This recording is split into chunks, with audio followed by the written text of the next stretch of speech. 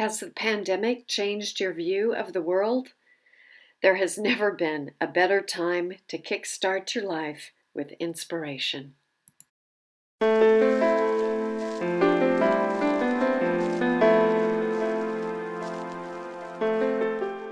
People enjoy the experience of inspiration.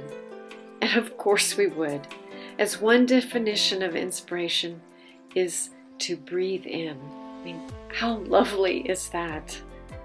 Today we'll talk about inspiration as a process of being mentally stimulated to do or feel something. Lack of inspiration in our lives can be very frustrating. So it's important we understand what is needed to facilitate the process of inspiration. There is a common misconception about inspiration. Inspiration is often described as some influence which occurred outside of us. And that might be one component to the entire process, but the beginning of inspiration, the most critical part, occurs within you.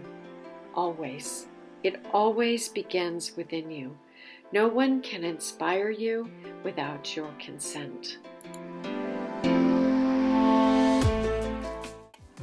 There are three components which are needed within you to get inspiration flowing. First, there is a problem. Something isn't quite right or as you would wish it to be. Even if it is subconscious, there is some inkling of a problem. And second, there is a desire. That is what you're hoping for. And finally, there is a willingness to change. If you won't tolerate anything different, inspiration is going to have a difficult time taking root.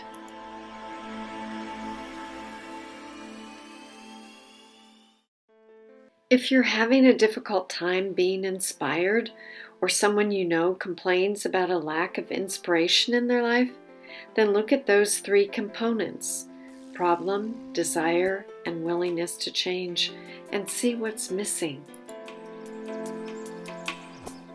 I find some people will mope around because they can't get an innovative idea, they don't get inspired to solve a problem, but then they don't want to change one iota. So of course things are difficult. Example of this occurred when I bought my draft horse, Brandy. When leading Brandy, she was practically walking on top of me.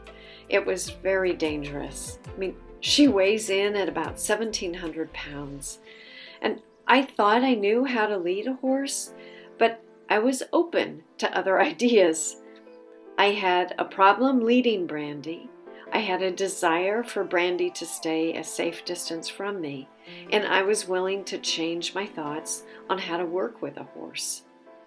So after some looking, I felt inspired to reach out to one woman that I saw on the internet. I noticed her program and felt it resonated with me. I was inspired to do something. I purchased a special halter and training DVD from this woman, and now Brandy leads very well.